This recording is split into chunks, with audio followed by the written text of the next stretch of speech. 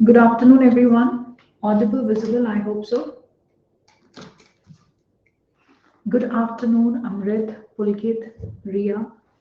Very good afternoon. Hanji, Ria, all good. Good to see you too, Pulkit. Thank you, Pulkit, for confirming. Hi, Priyam and Purati. Very good afternoon to you. So, how have you been all? Good afternoon, Nishta. Very good afternoon. बस भाग दौड़ चल रही है Pulkit. This brought us me back to home from school. Fed the kids and now I'm here. Hi Sandeep, very good afternoon. Good afternoon Aditi. All good Aditi, आप कैसे हैं? अच्छा really? मुझे कुछ ज़्यादा पसंद नहीं है ना पुलकित आपको क्लास CPC.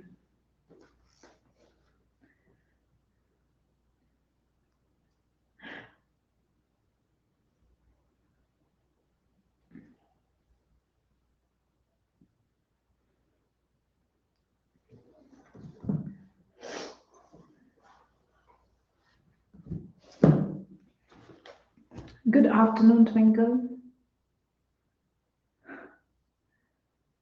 ओ अच्छा सेमेस्टर एग्जाम्स है आपके लास्ट सेमेस्टर में देती कि नहीं अभी? अच्छा 7th सेमेस्टर है. Okay okay okay nice.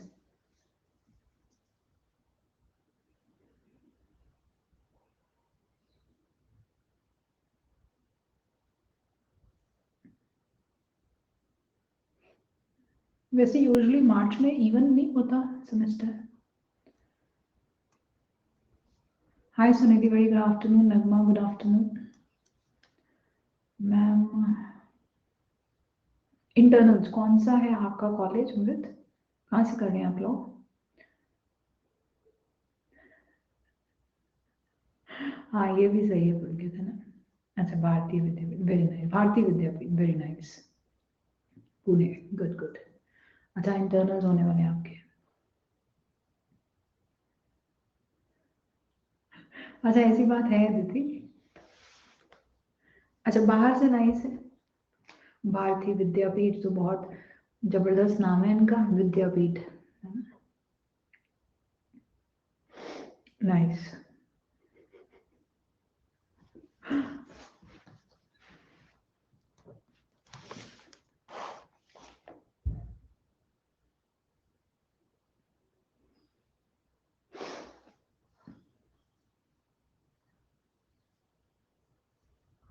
वैसे यूजुअली यू नो वो लव टी उनके लिए शायद ये टर्म यूज करते हैं दीदी, if I am not wrong है ना.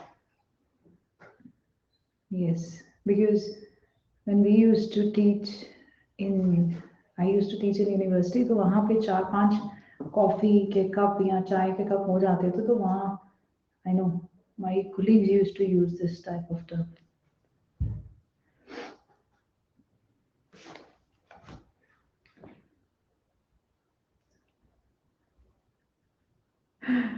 हाँ जी, मेरे लिए कभी नहीं कर पाया ना. colleagues को भी डर ही रहता था मेरा. Straight face better always. Always better.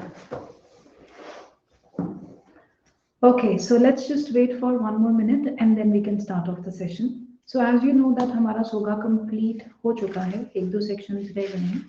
So these are the questions. Okay, so these are the questions जो आज हम discuss करेंगे. Previous years questions हैं and I think शायद मैंने ये previous batch के अंदर भी discuss नहीं किया था. मतलब अब क्योंकि previous years questions भी हम साथ में कर ही जा रहे हैं तो that is I'm taking special. Yeah. Classes. Hi, good morning, good afternoon, Priya. Very good afternoon. Yes. Okay, तो करते हैं start. ठीक है. Let's see how many questions we are able to finish. And second session भी इसी का ही जाएगा. And then from my end, Soga will be complete. Friday और Saturday को छोड़ के.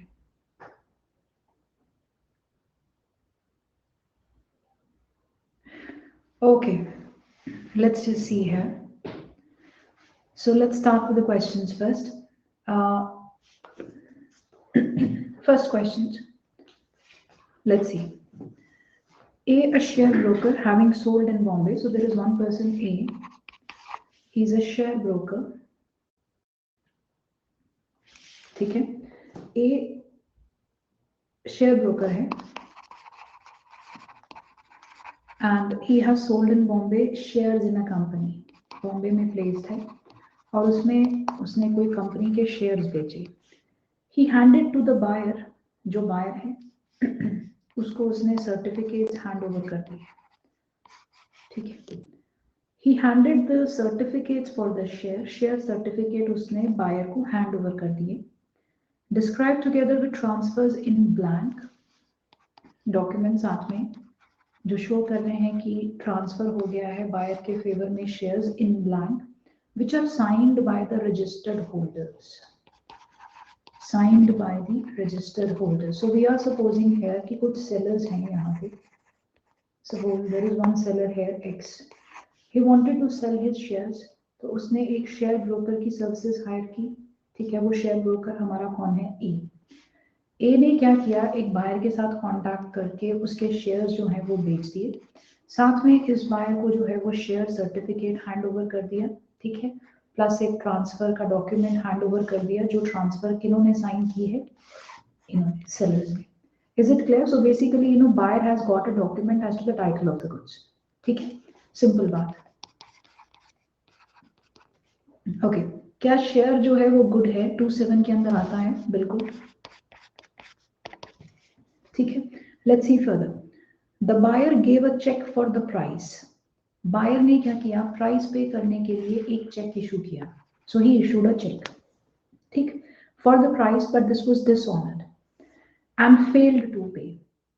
तो क्या यहाँ पे ये अनपेड हमारा सेलर ही हो गया? ठीक है. The buyer in the mean time had sold the shares to the respondents. Okay.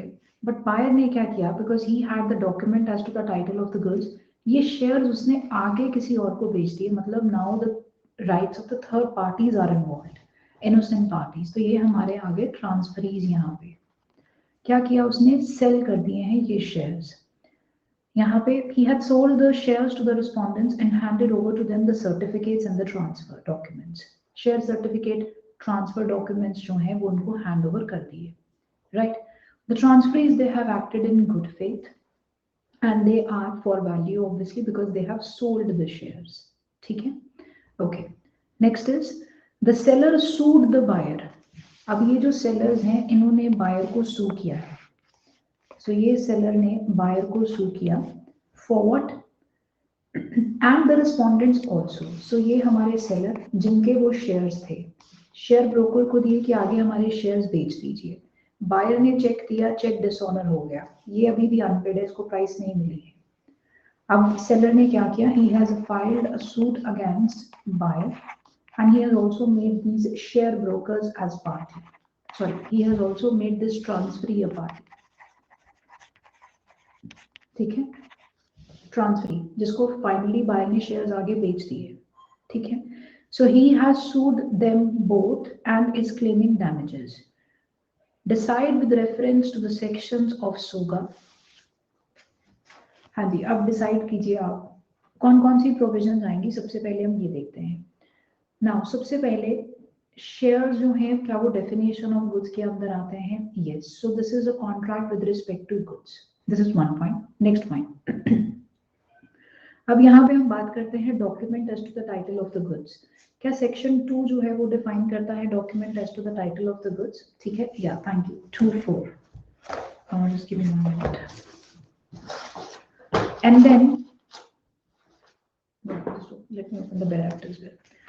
अब नेक्स्ट इज, अगर हमारे पास document as to the title of the goods की डेफिनेशन है, वहां से हमें पता चलता है कि जिसके पास भी ये डॉक्यूमेंट होगा, that person is considered as the person who has the authority to receive the goods and further to deal with those goods. ठीक है. टाइटल ट्रांसफर करता है, अथॉरिटी है और कस्टडी रखने का आपको पूरा राइट देता है वो डॉक्यूमेंट. ठीक. So going as per the facts of this case. Right. If the buyer has the document as to the title of the goods, सबसे पहले हमने ये करना है क्या बायर के पास वो गुड्स आई मीन वो जो डॉक्यूमेंट की पोजीशन थी दैट वाज विद कंसेंट और not, was it with consent? The answer is yes. Seller ने वो डॉक्यूमेंट्स अपने शेयर ब्रोकर को दिए और शेयर ब्रोकर ने आके वो दे दिए बायर को, तो दैट मींस जो बायर के पास वो पोजीशन थी document as to the title of the goods that was with consent, उसमें कोई प्रॉब्लम नहीं है। Now the question is buyer ने प्राइस पे नहीं की but then he has transferred the shares to other person, तो क्या हम ये यहाँ पे कह सकते हैं that this is the disposition by the buyer? क्या ये डिस्पोजिशन बाय बायर के अंदर आएगा? दिस इज सेक्शन 32 के अंदर आ सकता है। सो इवन दो इस सेलर के कुछ राइट्स थे, even though the seller had few rights, but क्या ये ट्रांसफरी को उसके राइट्स के बारे में पता है? The answer is no. तो सेलर जो है यहाँ पे राइट, सेलर क्या कर सकता है?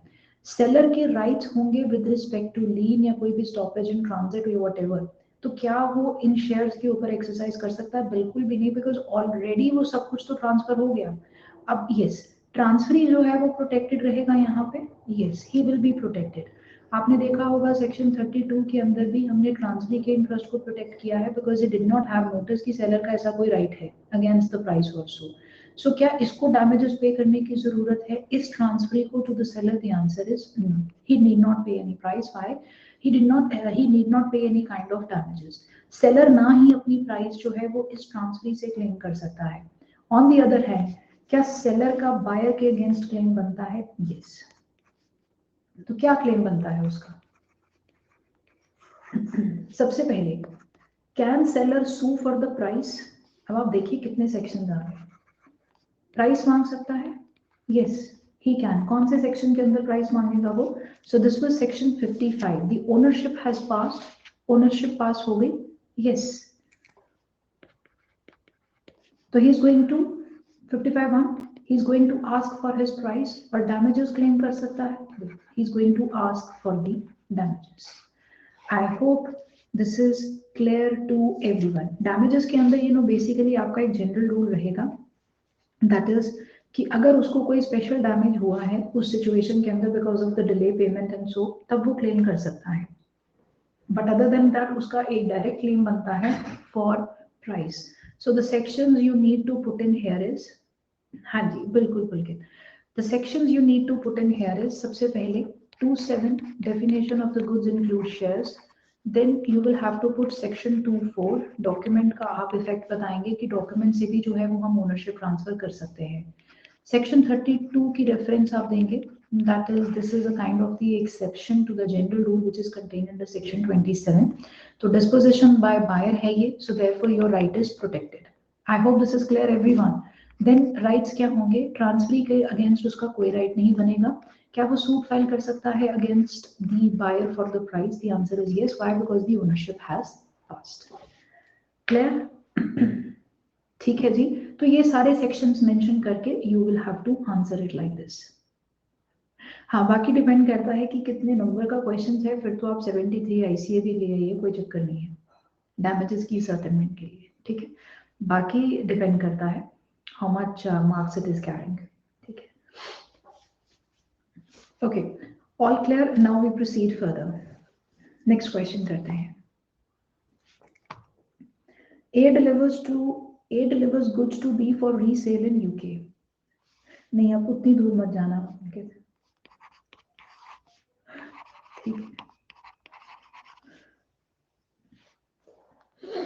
A delivers goods to B for resale in UK,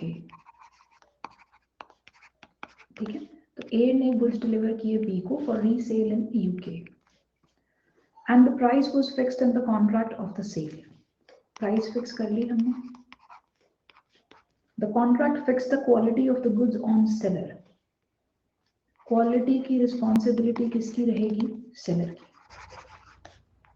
वैसे क्या ये इम्प्लाइड कंडीशन होती है? Usually we say that always, वो सेक्शन 16 आपको याद है, implied condition that the rule of caveat emptor applies, ठीक है। But the point is under few situations caveat emptor नहीं अप्लाई करता, देयर आर एक्सेप्शंस जहां पे इम्प्लाइड कंडीशन है, बट उन्होंने एक्सप्रेसली कहा है कि क्वालिटी के लिए कौन रिस्पॉन्सिबल रहेगा? सेलर। तो मतलब ये एक express condition you have mentioned in your agreement? Yes. So at all times you can make the seller responsible. The contract fixed the quality of the goods on seller and the time was made a sense of it. Time जो है contract का, it has been made a sense of it. Time पे payment, time पे delivery, this has been made the essence. ठीक है? Usually we know that this is not. ठीक, but आप बना सकते हैं अगर आपका contract expressly provide करता है. So this is one thing. First question. Is B a del creditor agent of A? Is B a DEL CREDERE agent of A? This is first question. Second question. Was it a contract of sale or agency? Was it contract of sale or agency?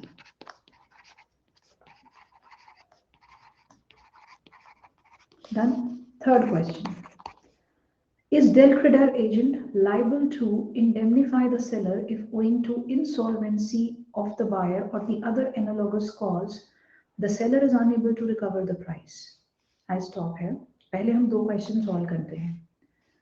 Is B a del creditor agent? So this is a category of a agent here. ये एक category of agent होता है. So basically इस agent का काम क्या होता है कि इसमें एक चीज एक्स्ट्रा होती है, that ये जो भी एजेंट होता है he is also responsible. कि जैसे yes, सेलर ने अपने गुड्स जो हैं वो ए को दिए and this person is acting as a del creditor agent. तो मतलब इसका पॉइंट क्या होगा यहाँ पे कि ए हेल्प तो जरूर करेगा ए की गुड्स बिकवाने की, but A will also be responsible अगर बायर जो है वो प्राइस पे नहीं करता है. सो बेसिकली ये जो del creditor एजेंट होता है इसकी रिस्पॉन्सिबिलिटी है कि प्राइस जो है in case yes the default is committed by the buyer तो ये प्राइस दिलवाएगा सेलर को. सो ये सेलर इससे अपनी प्राइस रिकवर कर सकता है. Are you able to get the point? So he works like as a surety. There is a contract of guarantee as well. ठीक. Now सबसे पहले आंसर करते हैं. Is B a del creditor agent of A? Understand. पहले इसको समझें आप. क्या यहाँ पे कॉन्ट्रैक्ट ऑफ सेल हो रहा है या एजेंसी हो रहा है बिटवीन A and B? ये देखिए आप. A delivers goods to B for resale in UK. Is this a contract of sale or agency? Okay. किसी को सेल लगा? Anyone? सेल का कॉन्ट्रैक्ट है ये A और B के बीच में? Yes, this is sale. पहले B को सेल होगा फिर वो आगे रीसेल कर सकता है यूके में. That is why they have used the word resale here. A delivers the goods to B for resale in UK. Resale मतलब पहले मैंने बी को गुड्स बेचे फिर वो जैसे मर्जी जो है वो रीसेल कर सकता है यूके में. Are you able to get the point here? Let me know.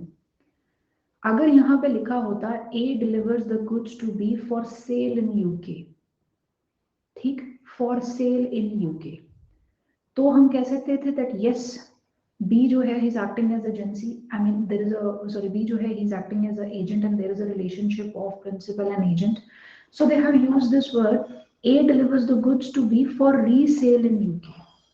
Resale in UK तो मतलब पहले एक बार सेल बी को हो चुकी है. बी जैसे मर्जी बी ने शायद सपोज कॉन्ट्रैक्ट गुड्स पहले बी ने खरीदे ए से कि मुझे ये आगे गुड्स किसी और को बेचने हैं, पर ए और बी के बीच में तो कॉन्ट्रैक्ट ऑफ सेल ही रहेगा ना. Are you able to get the point? So is B a del creditor agent of A? The answer is no, he is not. Clear?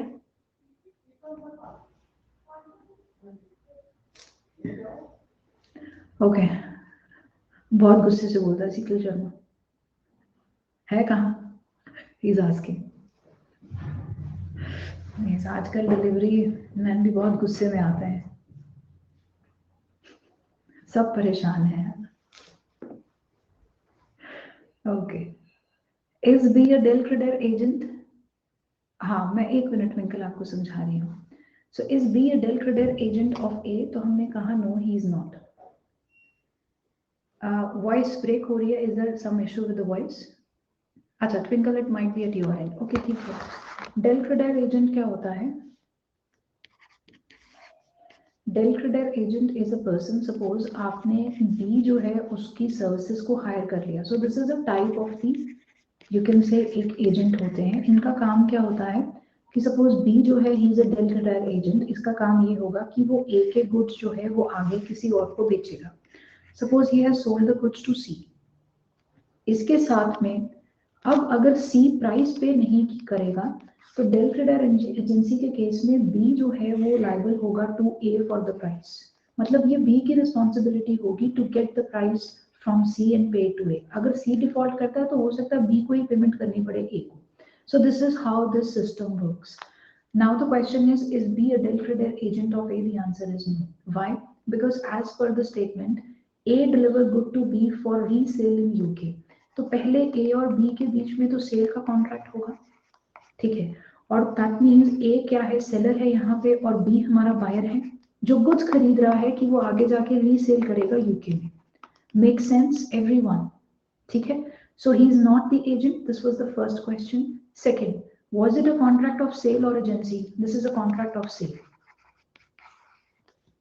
Next question, is del credit agent liable to indemnify the seller if owing to insolvency of the buyer or the other analogous cause the seller is unable to recover the price? The answer is yes.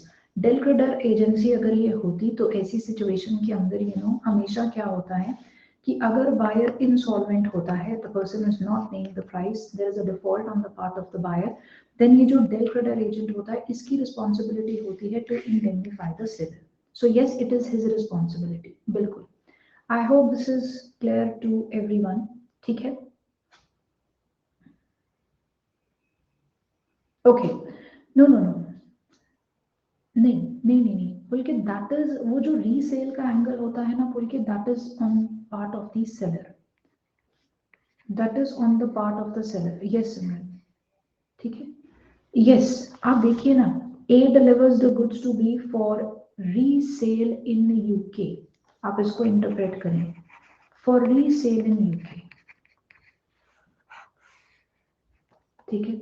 That means ए ने पहले किसको goods बेचे हैं, पहले B को goods बेचे हैं, and then he can resale in UK, ठीक है। So this is a contract of sale here and not agency. Is it clear everyone?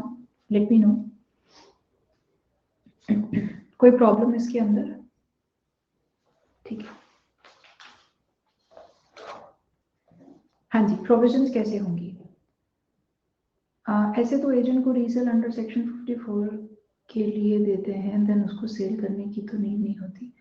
As in, okay just a minute Paridhi, इसमें sections कौन से लगेंगे आपके? तो सेक्शंस आपके लगेंगे यहाँ पे, सबसे पहले आप मर्केंटाइल एजेंट की डेफिनेशन बताएंगे, एंड दैट इज 2(9), ठीक है।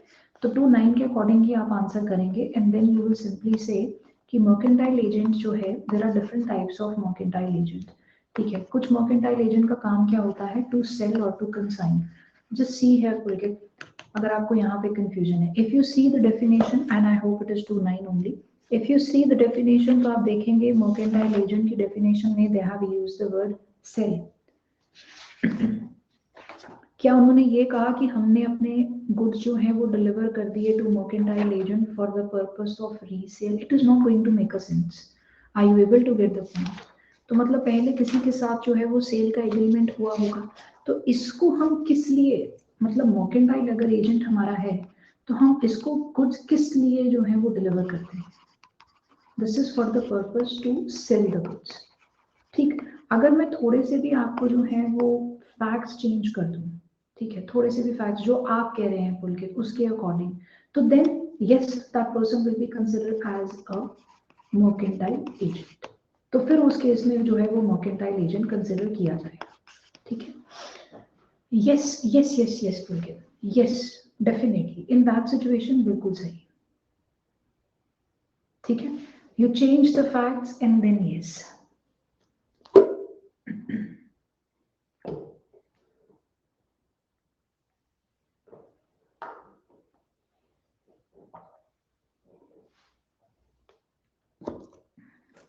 हाँ जी, if any buyer has defaulted and seller remains unpaid, then if we say yes, here we used it generally, ठीक है, We have another question relating to this, जिसमें थोड़ी और explanation थी, वहां पे बताया गया there was one person, ठीक है, that person committed a default, ठीक, and he did not pay the price, and then the seller had the option of reselling the goods. Resale के केस में जो है, फिर he gave the goods to his agent. फिर उस हिसाब से पता चला था कि okay, you know, यहाँ पे there is a contract of agency between the two parties and not a contract of sale. तो आपको facts जो है वो ही बताएंगे, ठीक है? Let me know. Clear? ठीक है.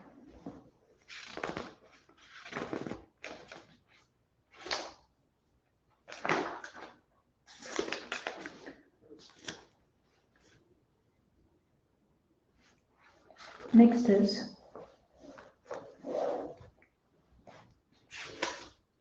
next question.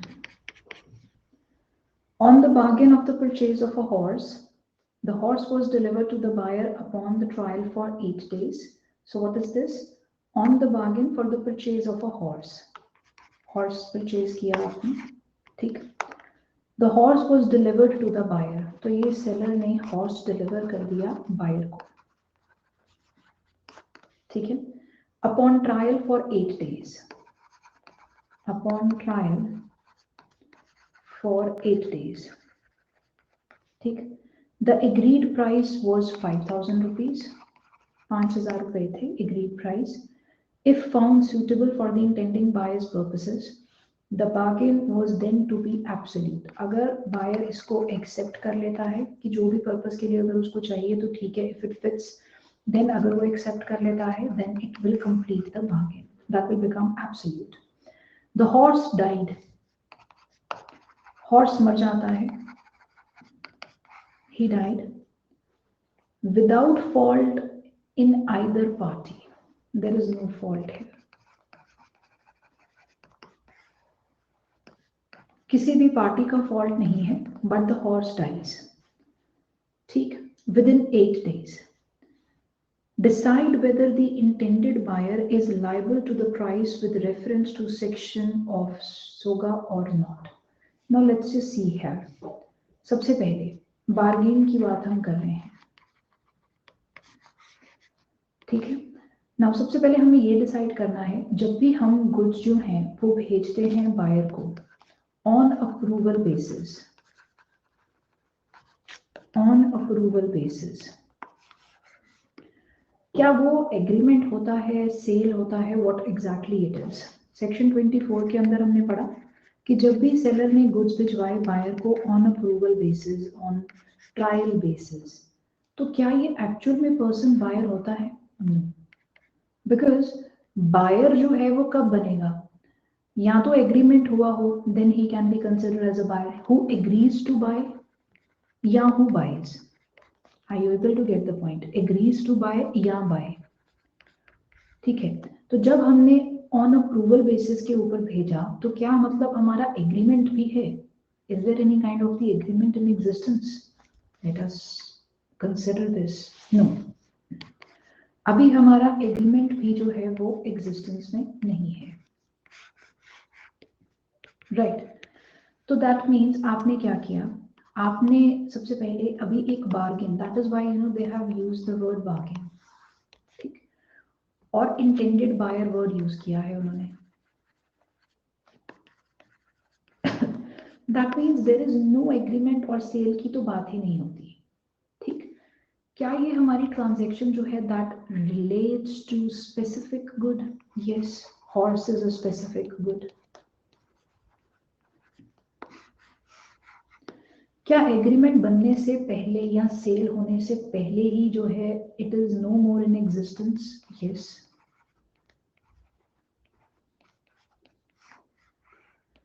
तो क्या ये कॉन्ट्रैक्ट हमारा वॉइड होगा? बार्गेन जो है वो वॉइड हो जाएगी? यस. किसी की कोई लायबिलिटी बनेगी? नो. हाँ जी, सेक्शन 7, सेक्शन 8, किसी की कोई गलती नहीं है, it has perished. Now if you see section 7, एक बार देख लेते हैं section 7. Goods perishing before the making of contract.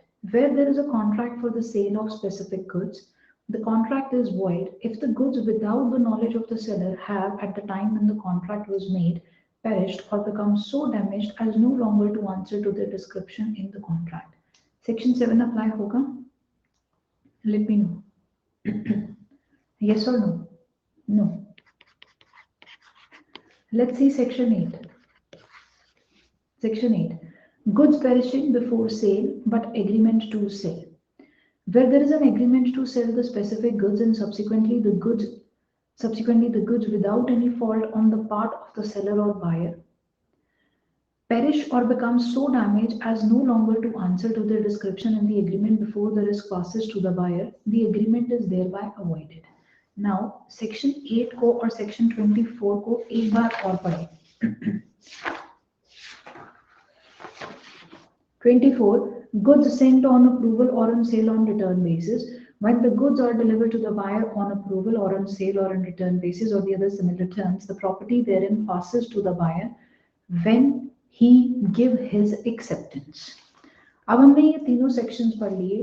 Point ये है सिर्फ इतना सिंपल सा यहाँ पे दैट अगर हम पूरा जो भी प्रोपोजिशन आपको दी गई है, अगर हम हमारे पास जितनी नॉलेज है डायरेक्टली उस नॉलेज को अप्लाई करेंगे तो कोई भी प्रोविजन अप्लाई नहीं होगी. Are you able to get the point? Because हमें बहुत सारी नॉलेज है. अब ये प्रोपोजिशन ऐसे फ्रेम्ड है कि सेक्शन 24 तो हमें पता है कि जब अप्रूवल होगी तभी एक्सेप्टेंस होगी, तो यहाँ पे सेक्शन 8 आएगा. Section 7 is not going to come to picture. So we are going to presume कि गुड्स पेरिश हुए हैं एग्रीमेंट के बीच में और सेल के बीच में.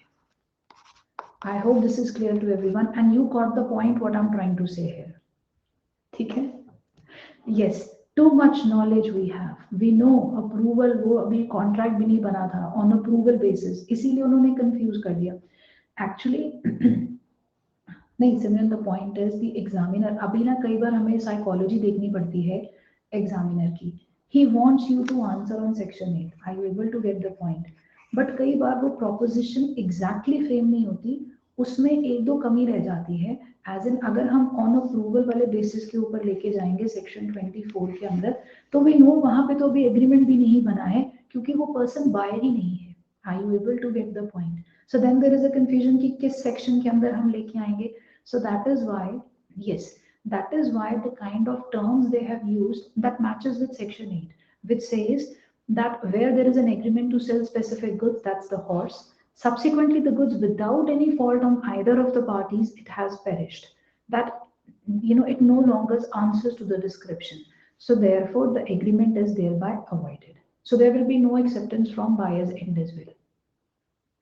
I hope this is clear to everyone. Let me know. ये मैंने इसीलिए बताया कि कई बार आपको ये भी चीजों का बहुत ध्यान देना होगा वहां पे एग्जाम के अंदर. देखो, अब जैसा पंजाब का पेपर आया है, you must have failed this thing, और बाद में जो ऑब्जेक्शन आती हैं, जिन क्वेश्चन के अंदर कोई प्रॉब्लम ही नहीं थी उनको भी डिलीट कर दिया. राइट? सो कई बार वही बात है ना, टू एयर इज ह्यूमन. कई बार जो गलतियां हैं वो एग्जामिनर से भी हो सकती हैं, बट वहां पे सिर्फ आप एक चीज का ध्यान रखें. कई बार प्रोपोजिशन सिंपल होती है, उसके अननेसेसरली उन्होंने क्या करते हैं, और मतलब विदाउट इवन थॉट प्रोसेस उन्होंने एक जनरल वर्ड्स वहां पे यूज कर दिए. So don't get confused by that. ठीक है? अब उन्होंने जैसे डायरेक्टली आप क्वेश्चन में आपको एंड यहाँ पे बता रही हूँ, they have simply asked this thing, decide whether the intended buyer is liable to the price. Question क्या है कि क्या बायर को प्राइस देनी पड़ेगी? The answer is no as per the provisions of SOGA. I hope this is clear. तो आप करेंगे section 8 के according the contract is there, agreement is thereby avoided, so therefore he doesn't have to pay the price at all because उसकी कोई obligation नहीं है, and moreover he did not accept it, तो ownership तो pass on ही नहीं हुई उसको. Is it clear? ठीक है? तो यही बनता है, यही proposition बनती, I mean यही provision बनती है. So you will answer according to this. All right. जैसे यस पुलकित, मैं सेम चीज ही आपको बता रही हूँ. जैसे हमने पहली वाली प्रोपोजिशन भी करी, ठीक है, उसके अंदर if we put whatever you were trying to say कि रीसेल का मीनिंग वो होता है, और हम अपनी तरफ से प्रिज्यूम कर लें कि हाँ वो एक सेलर था, उसने पहले बायर को गुड्स बेची, उसके फिर वो अनपेड सेलर बना and now he is exercising the option of resale, तो वो उस कॉन्टेक्स्ट के अंदर कह रहे हैं. I you able to get the point? तो वहां पे भी वो आंसर सही हो जाएगा अगर आप उस तरीके से लेंगे. But the point is you will have to see the psychology, बस यही आपको ध्यान में रखना है। हाँ जी, प्रोविजन तो लिखना पड़ेगा आपको। Is it clear to everyone? कोई प्रॉब्लम यहाँ पे? यस, प्रोपोजिशन भी इतनी इतनी लंबी प्रोपोजिशन आती हैं आपको, कई बार वो परफेक्ट नहीं होती हैं, but there is you can से एक तरीके से कहीं ना कहीं वो थोड़ा सा लीन जरूर करेगा आपका प्रोपोजिशन, एंड वही आपका आंसर होगा, बस इतना ही करना है।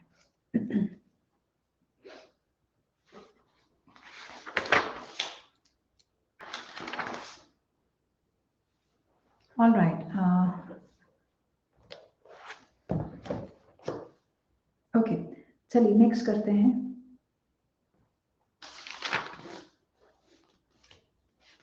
नेक्स्ट क्वेश्चन,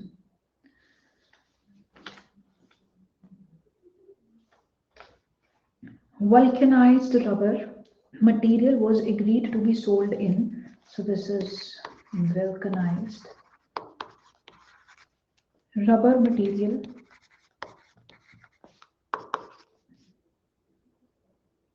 ये हो गया?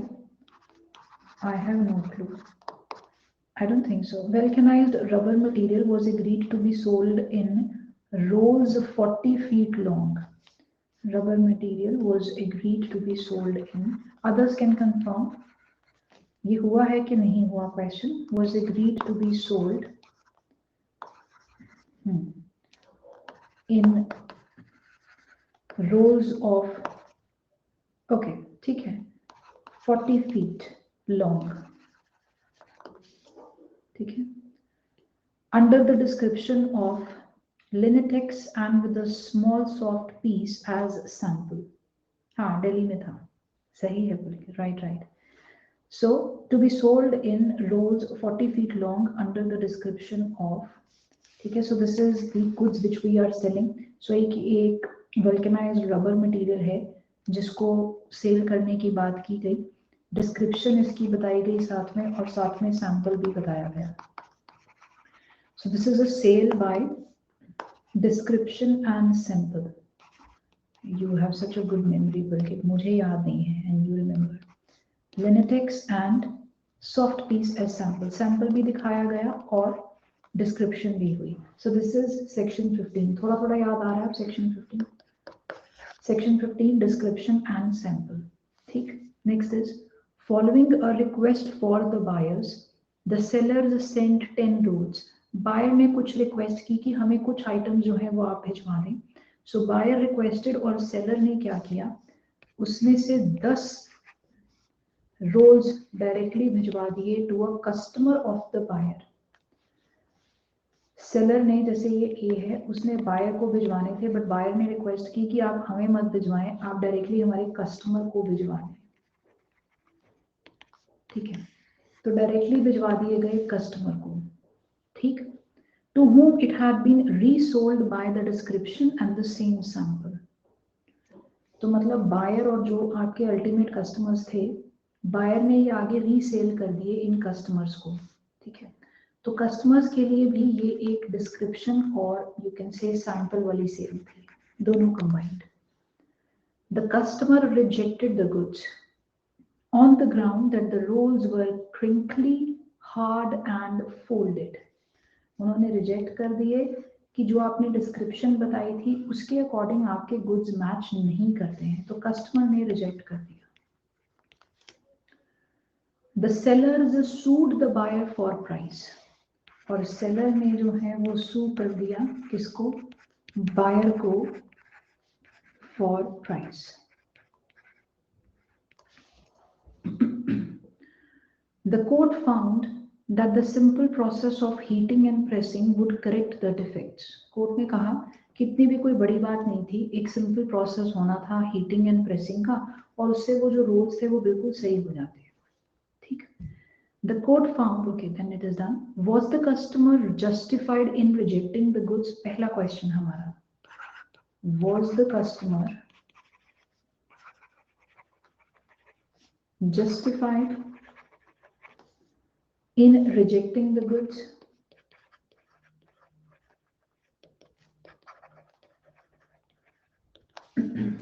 Was the customer justified in rejecting the goods? पहले आप ये डिसाइड करें, yes or no. Yes, ठीक है. जो कोर्ट ने ये सेंटेंस बताया कि थोड़ा सा हीट करके देखते तो वो करेक्ट हो जाता, क्या ये सही है? No, not at all. Is it going to make any difference? Not at all. If the goods does not match with the description, is this a breach of implied condition under section 15? Yes. That means customers के पास जो है वो goods जो भी गए, अगर वो different description के हैं, right, then obviously they have a right to reject the goods. Why? Because this is a breach of condition. और section 12 हमें बताता है, read with obviously section 15, that 12 और 15 में लाके हमें ये पता चलता है that customer के पास हमेशा right रहेगा to repudiate the contract. मतलब वो reject कर सकता है outrightly that I don't want these goods. So he is justified. तो पहला तो हमारा आंसर हो गया. Next is, can the buyers avoid payment altogether, or must they be you can say reduce the price, or must they ask the reduction in the price? Now buyer जो है, क्या वो पूरी की पूरी पेमेंट को डिनाई कर सकते हैं? क्या बायर कह सकता है सेलर को कि मुझे कोई पेमेंट आपको नहीं करनी है? Why? Because you did not send the goods as per the description. अब यहाँ पे हमें थोड़ा सा देखना पड़ेगा. Now let's see here. Now there are 3 parties involved. Seller की क्या हमेशा एक रिस्पॉन्सिबिलिटी रहती है whenever there is a sale by, you can say, description and sample, कि जो फाइनल वो goods भिजवाएगा that is going to match with the description and sample. क्या ये सेलर का हमेशा एक रिस्पॉन्सिबिलिटी रहती है? क्या उसकी ये एक implied condition होती है हमेशा एक कॉन्ट्रैक्ट के अंदर? The answer is yes, होती है, बिल्कुल हमें पता है. yes. बायर ने जब कहा कि आप ऐसे करना, आप मेरे कस्टमर को भिजवा देना, तो कहीं ना कहीं क्या ए ये समझेगा कि बायर ने एक्सेप्ट कर लिया? अगर आप गुड्स आगे भिजवा रहे हैं, दैट मीन्स बायर ने वो एक्सेप्ट कर लिया, एंड बायर ने शायद अपना राइट जो है वो एग्जामिनेशन का वेव ऑफ कर लिया, because yes, now you are acting inconsistent with the ownership of the seller. ठीक है, तो क्या मैं आपकी तरफ से एक्सेप्टेंस मान सकता हूं? बिल्कुल. तो इवन दो ये ब्रीच ऑफ कंडीशन था बायर के लिए, बट क्या बायर अब कंपेल्ड है to treat it as a breach of warranty? Yes. Section 13. Yes, only damages. तो प्राइस पे करनी पड़ेगी for the goods which have been delivered. Yes, ठीक है. ऑलराइट, नेक्स्ट चीज, डिफेक्ट के ऊपर भी आपको कोई डाउट लग रहा है.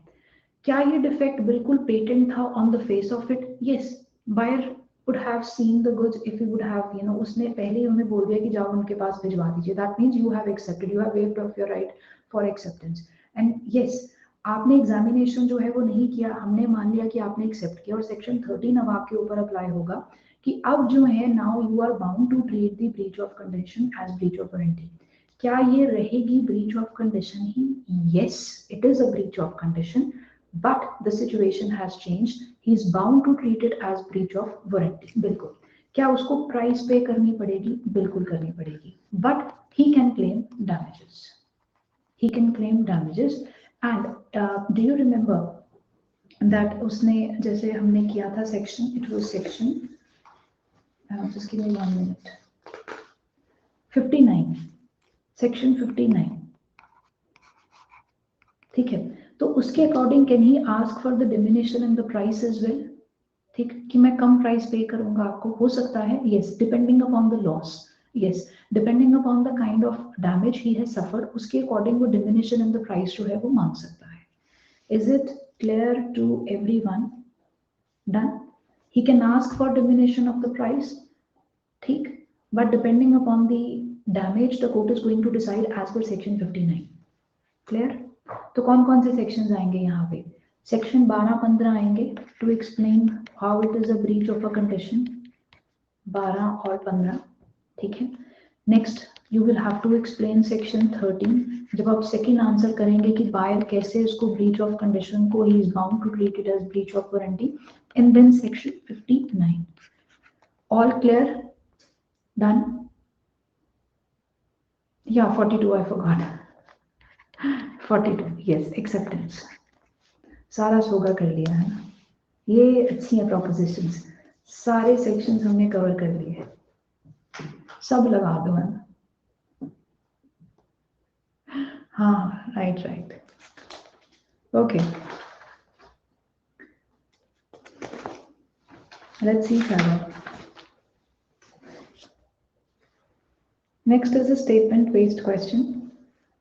Yes, statement based question है, if the description of the article tendered is different in any respect, if the description of the article tendered is different from in any respect, it is not the article bargained for and the other party should not be bound to take it. Comment आ गया यहाँ पे, if the description of the article tendered is different in any respect, it is not the article bargained for and the other party should not be bound to take it. Comment 10 marker है, तो 10 marker के अंदर अभी हमें ये पता है that this is a situation section 15 को ही कवर अप करती है, तो सेक्शन 15 पे ही हमने ज्यादा डिस्कशन करनी है। तो आप क्या करेंगे, बस थोड़ा सा, बहुत ज्यादा नहीं, because it's a 10 marker, 2 page से ज्यादा नहीं लिखना हमें। And I tell you like you know आपके पास सिर्फ 7-9 मिनट ही होते हैं, ठीक है, 7 to 9 minutes I would say, एक 10 नंबर का क्वेश्चन अटेम्प्ट करने के लिए पूरे पेपर में, ठीक। सो इससे ज्यादा जो है you are not going to focus on anything, बस इतना ही आपको 5-7 मिनट के अंदर अपना आंसर कंप्लीट करना है, 2 पेज से ऊपर नहीं लिखना। तो सेक्शन 15 हमें पता है, that's your main thing, and then what you can do is section 11 reference, section 12 reference, and then you can start with section 15 and अगर आपको थोड़ा सा याद हो, sorry not section 12, I'm so sorry, yes section 12 and section 15, and अगर आपको थोड़ा सा याद हो, बस आपको ये बताना है that in a term like in a contract there are various terms and stipulations, ठीक है, terms and stipulations होती हैं, कुछ उसमें से conditions होती हैं, कुछ उसमें से warranties होती हैं। सेक्शन 10-12 जो है वो डिफाइन करता है what is a condition and what is a warranty. Condition वो होती है, बस वारंटी को वहीं छोड़ देना। कंडीशन वो होती है जिसकी ब्रीच से जो है this is the rights you know which are being you can say followed. उसके बाद आपने डिस्क्रिप्शन डिस्कस करनी है, सेक्शन 15 के अंदर इम्प्लाइड कंडीशन है ये, तो यहाँ पे उसकी आपने रेमेडी डिस्कस कर देनी है, रिलीफ डिस्कस कर देना है, जो भी उसको अवेलेबल होगा, and give 2 case laws, 2 to 3 case laws. You can just explain it with the help of illustration, या आप 2-3 केस लॉज यहाँ पे लिख सकते हैं। Is it clear everyone? Let me know, कोई प्रॉब्लम? ठीक है, done, okay.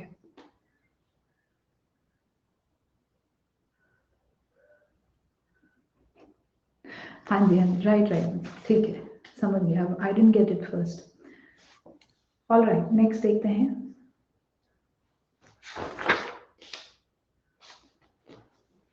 Okay, our stipulations, this is recent one, Punjab ka 2019.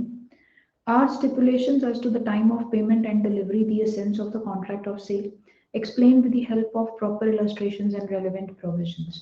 So, our stipulation as to the time of payment and delivery, the essence, the answer is no. Section 11 कहता है बिल्कुल भी नहीं, yes, unless the different intention appears.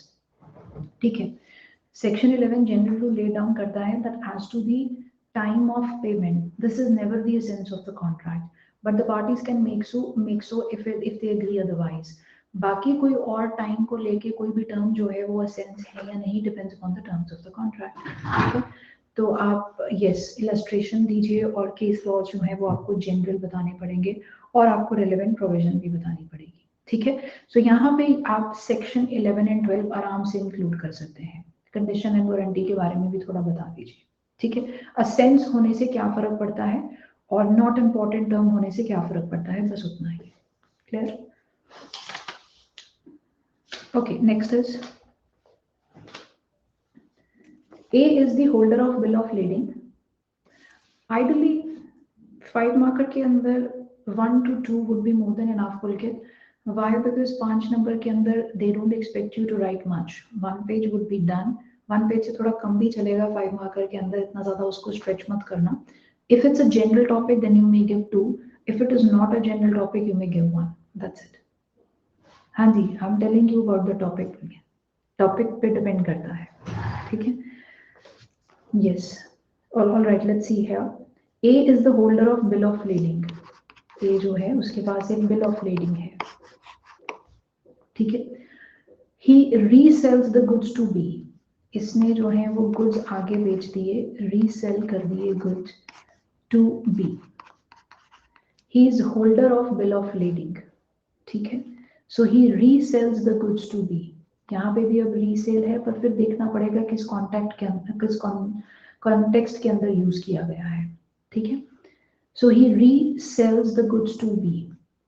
Who pays the money? Who pays the money? ठीक है. Does B acquire interest in the goods? This is the question. Does B acquire interest in the goods? Okay, so what is A is having? A is having a bill of lading. Is this a document as to the title of the goods? Yes. And as per the definition, the person who's holding this document, उसके पास custody और पूरी authority होती है. ठीक है, कि वो goods के साथ डील कर सकता है किसी भी मैनर में. ठीक, अगर उसने उसी bill of lading को जो है he is the holder of bill of lading, आगे रीसेल कर दिया है goods को, मतलब ये खुद किसी का बाया था बट उसने आगे goods को रीसेल कर दिया B को, तो यहाँ पे उसने B ने पे कर दी है मनी अब A को. So is B going to acquire a good title? Yes, he is going to acquire a good title. ठीक है, because this is the document as to the title of the goods. So ऐसा हो सकता है. ठीक है, so can we put here section 32 as well, disposition by buyer? Yes, this is disposition by buyer as well. ठीक है, तो ये भी आप इसके अंदर डाल सकते हैं, कोई प्रॉब्लम नहीं है. ठीक, ऑलराइट, नेक्स्ट क्वेश्चन इसी के अंदर. हैज द ओरिजिनल सेलर, कोई ओरिजिनल सेलर होगा, any right of stopping the goods in transit? Seller ने, क्या सेलर के पास, ओरिजिनल सेलर कोई होगा इनका सेलर? ठीक है, ओरिजिनल सेलर के पास क्या कोई राइट है of stopping the goods in transit? Give answer with reference to the provisions of सोबा. ऑलराइट, क्या ओरिजिनल की सेलर के पास जो है वो राइट होगा to exercise the right of stopping the goods in transit? The answer is no. कौन सा सेक्शन आएगा? सेक्शन 53.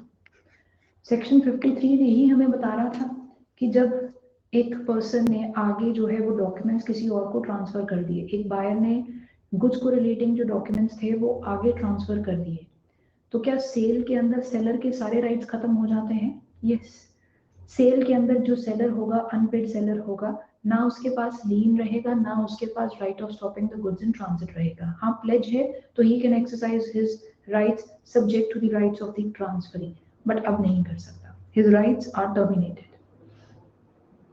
ऑलराइट, कोई प्रॉब्लम? याद आया सब कुछ? 32, 53, 30 subsection 2, section 53 and section 24 clear है? हाँ, but here there is the exact answer. okay, वो exact answer है section 53. yes, बाकी तो हम अभी खीर बनाने का सामान तैयार कर रहे हैं, वो एक्चुअल में 53 वो खीर ही है. ठीक है, 24. हाँ, जैसे वो सर ने कहा था ना जब मीटिंग हुई थी कि आई थिंक उसी टाइम सर ने कहा था कि आपने आंसर के अंदर जब आप, हाँ, सब कुछ आपने डाल दिया, बादाम डाल दिया, पिस्ता डाल दिया, बट खीर ही नहीं बनाई, तो it is not going to make any sense. So 24, 32 and then we have section 53. किसी को कोई प्रॉब्लम इस क्वेश्चन में तो प्लीज बताएं, लेट मी नो. डन? ठीक है, क्लियर है?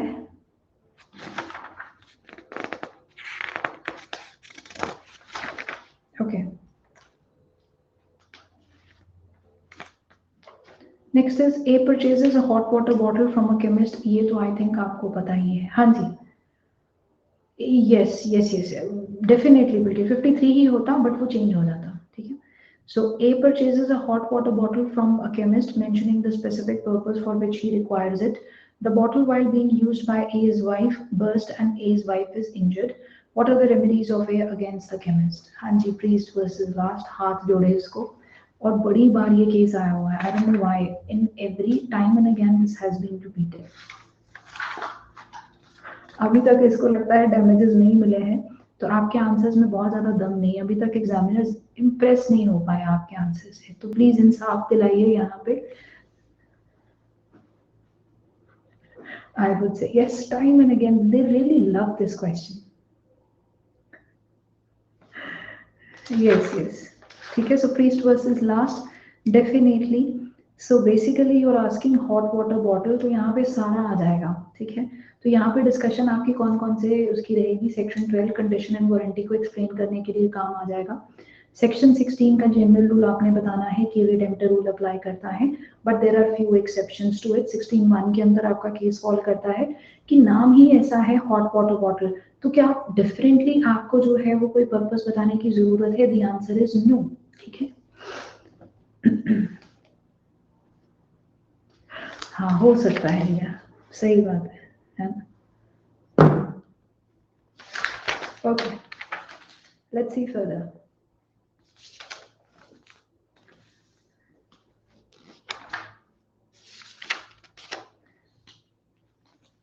Let's see further. Okay, when does the property in the goods sold pass to the buyer? Next question, कब property जो है वो goods के अंदर pass होती है buyer को? Let's see first question. In a contract for the sale of uncertain goods. इसके 3 parts हैं question के। पहला question है in a contract for the sale of uncertain goods. Uncertain goods के लिए section 18 आ जाएगा आपका, ठीक है, कि पहले goods को आप ascertain कीजिए and only then the property will pass, ठीक। तो सेक्शन 18 करके जो है वो आप बता देंगे, बिल्कुल। Next is second, in a contract for the sale of ascertain goods. Ascertain goods के केस में सेक्शन 19 इज द बेस, ठीक। यस, इंटेंशन के अकॉर्डिंग जो है वो पता चलेगा, और इंटेंशन को देखने के लिए we have the general rules जो गिवन है सेक्शन 20 के अंदर, सेक्शन 21 के अंदर, सेक्शन 22 के अंदर, ठीक है। I hope this is clear, let me know, and 24 as well, but वो ऑन अप्रूवल वाला है, ठीक है। Next, in a contract for the sale of future goods. Third question, in a contract for the sale of future goods. Future goods की बात करते हैं ये, तो हम इनको लेके जाएंगे सेक्शन 23 के पास, ठीक है। फ्यूचर गुड्स वहां पे आ जाएंगे आपके, और सेक्शन 25 भी होता है फ्यूचर गुड्स के, वहां पे भी अप्लाई हो सकता है, ठीक है। सो ये सब आपको एक्सप्लेन करना पड़ेगा। फ्यूचर गुड्स मतलब एग्जिस्टेंस में आएंगे पहले, फिर आप उनको जो है वो सर्टेन करेंगे, फिर अप्रोप्रिएशन होगी, वो अप्रोप्रिएशन जो है वो आपकी अनकंडीशनल होनी चाहिए, and the seller should not be reserving any kind of the right over the goods. तो ये सब बता के आपको फाइनली जो है वो ओनरशिप मिलेगी। Is it clear to everyone? ठीक है, so should we continue this in the next class?